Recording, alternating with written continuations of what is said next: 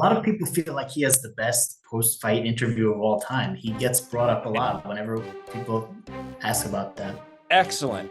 New York, how the fuck are you doing? Moicano, want money?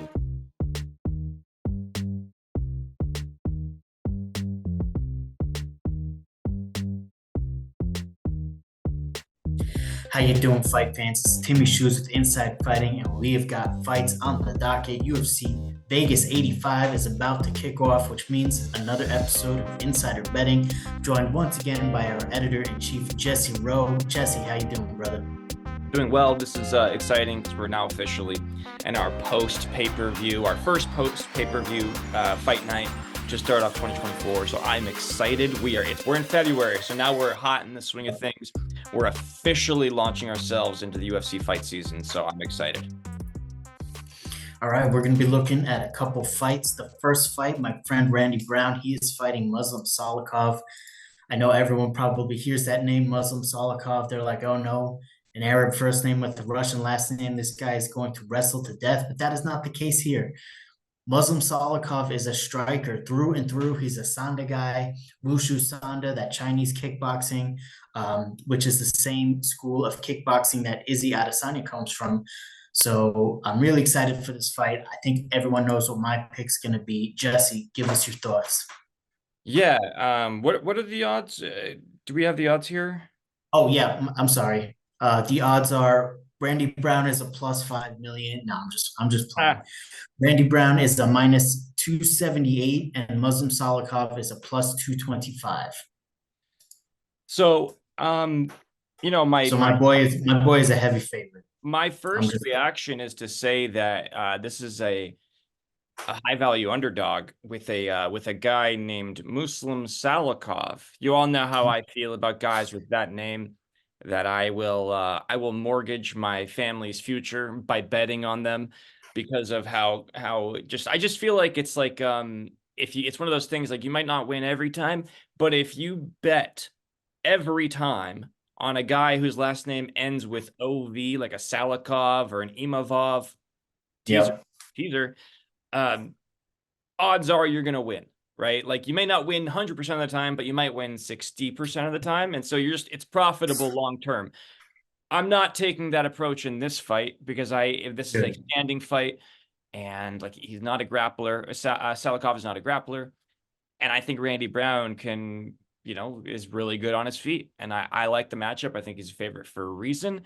He's going to be in Vegas, and I like his chances in this fight. I thought that, even though he's had some tough ones, like, who is it he lost to? Was it Jack Della Motta? I think that he's due for a win here, and I like Randy Brown, and I think it's a 50-50 fight for sure, but I do like Randy Brown in this fight. I wouldn't necessarily bet a lot. Last fight. Right. His last fight wasn't a loss. That's what I was trying to think of. But so he lost both? No, he beat Wellington Turman in his last fight. Got it. So, but I wouldn't bet, because I don't want to bet a lot just on the money line. I would throw him into a parlay, but I do like Randy Brown in this fight. Yep, Randy Brown all the way. I think they picked this fight for a reason. Two stand-up guys. I think they wanted a guy that Randy could really, showcase his skill set. And I think there's not an area. Salikov's an amazing striker. I just don't see an area that I see him being better than Randy. And in the off chance that this fight does go to the ground, I think Randy has a much better submission game.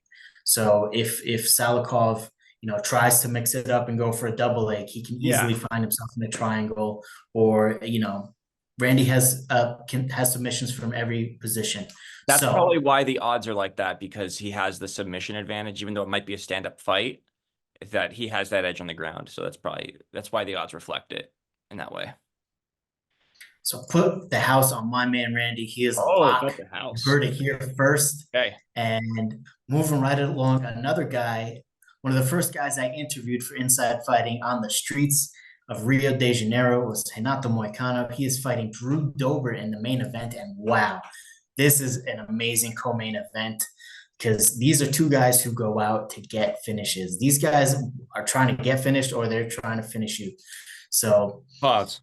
Amazing fight. Yeah, pause a little bit, pause a lot. And Jesse, give us your thoughts. I'm having some trouble here with the odds. I know that Moicano Oh, is sorry, I didn't give the odds. This is yeah. in a row. I'm messing up here. Sorry, I'll folks. spare you. I'll spare you. Drew Dober is a plus 154. Moicano is a minus 185. That's on the money line. Moicano's coming Correct. off of like a nasty injury. One of his fights, his last fight got canceled. I forget who it was supposed to be against, but it was canceled. And Drew Dober is like kind of a knockout artist. Moicano's been knocked out before. I gotta tell you, I'm loving the odds for Dober here. Even though I know that like Moicano's got the submissions, Dober's gotten submitted in the past. He's had some trouble with that. But in terms of if he can keep this fight standing up, I love Dober's odds of at plus 154 of taking it. He's my high value underdog, and Dober to win by KO is a plus 225. I actually think that that's pretty solid to just bet some money because you're basically like it's a plus 225 to win by KO or a plus 154 to win on the money line. So I'm like, maybe I don't even have to bet on KO now that I'm thinking about it. I could just bet comfortably on the money line because I do think that he has a really good chance of winning this fight. We don't know how Moicano is going to look coming off a nasty injury. Um, I think it's a good spot for Dober bettors to win some money, but that's just me. I like I it. think plus 225, you said for the knockout. That's great odds, I think, if you're going to go with Dober, because I do think Dober's best chance to win is by knockout. I think Rafael Fiziev knocked Moicano out. Jose Aldo got a standing TKO. That was at featherweight though, so I don't like to count those because Moicano, he dropped down to featherweight. I think he was a little bit too drained there, but he has looked better at lightweight. And it's interesting because he's a plus 120 to win by submission as well. So Right. obviously the money line is in favor of Moicano, and it seems like they seem to think that he's either going to win a decision or he's going to get a submission. So this one feels like a toss up. I'm a little surprised that the odds are as far as they are, with Renato being a heavy favorite. But Renato Moicano wants money, Yeah. right? Moicano wants money, and Drew Dober is going to put on a show. This is a great fight. This is probably going to be even more fun than the main event. Yeah. And I'm Maybe going to go with Moicano just because he's my guy. Got to I go with like money. it. I don't hate the pick at all. It's like it makes sense. I'm fine. This is a coin flip fight. Plus 400 for Moicano by decision is interesting too. I do think Yeah. that they're trying to build Moicano up because he's such a great character. He's got an incredible YouTube channel that's fucking funny as shit. It is Yeah. so funny. And he's just got great one-liners. A lot of it is his delivery.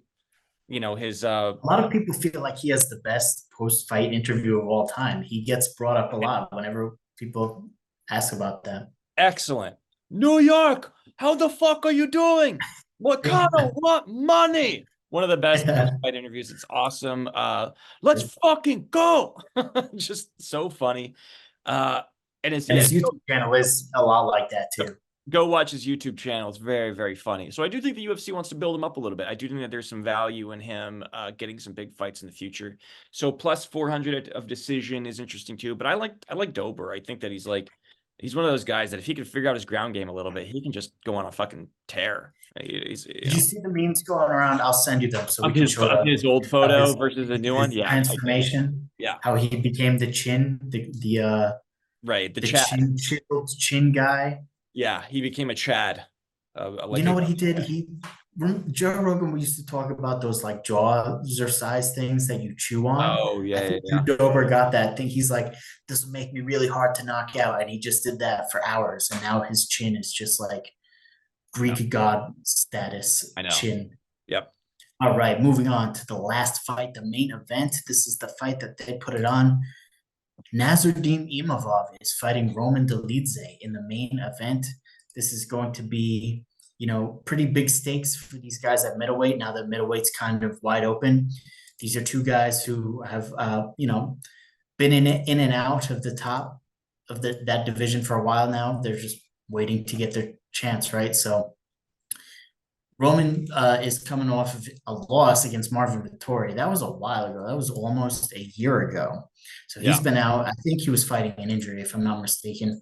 And Nassourdine Imavov, he's coming off a loss to Sean Strickland, isn't he? Oh no, there was the no contest with Chris Curtis.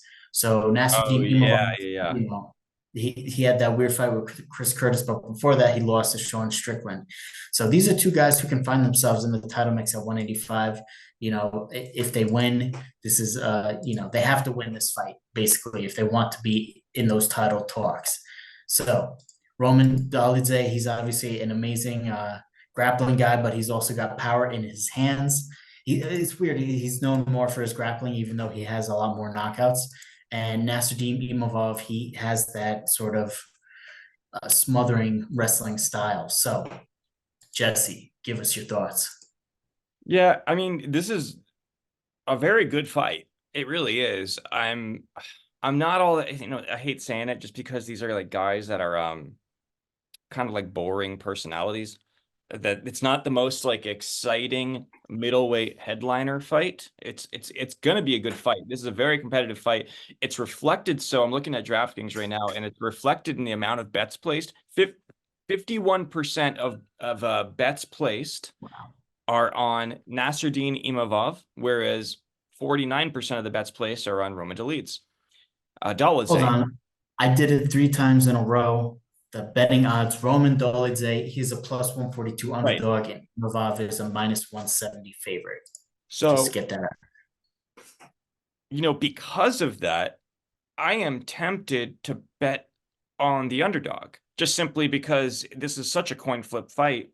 I don't really have a pick because I just think that it's like so close that I'm really not sure how I see this fight going.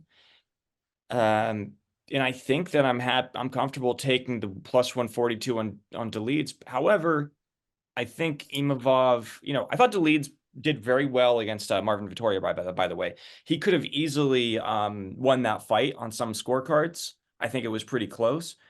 I thought Imavov was doing some good things against Strickland. I think Strickland just kind of took over that fight towards the end, but he was doing some things early on that were very effective. I really don't know, Timmy. I don't have a pick, so I think I'm just going to go with the odds, and I'm going to take the better value. And I think because 51, 49, it's a coin flip. I'll take Deletes. All right, okay. So I thought you were going to go with Imavov there for a second. No, I'm taking the I'm a odds. little I'm taking the underdog odds, the value. the value, and I agree because I like Dolidze in this fight. I think the kind of style that Imavov wants to implement, he's going to want to take him down and he's going to want to use some ground and pound. I think that sort of plays into Roman's strengths. I think Dolidze is going to find openings on the feet, and I think he's very capable on the ground as well. So, I think Dolidze probably has more power, and I think that's going to play a factor. And also, Imavov is French, and Dolidze is Georgian, so that's definitely in Dolidze's favor. But Timmy, Imavov, OV. Okay. He Yes, even yes. has a V OV. before the OV. Okay, but this is how it works. This is how it works in MMA. Yeah. If you're a Russian in France, the OV is canceled out by the wee wee. You know what I'm saying? Right. So Oh, interesting. he Okay. doesn't. Yes, he Yeah. doesn't get that counted towards him. He's not a ov. Great joke. He's a wee wee. All right. So I'm going with Plus, George. I'm deletes going. has a Z in his name. Yes, he does. Like Yes, he does. that's powerful. That is powerful.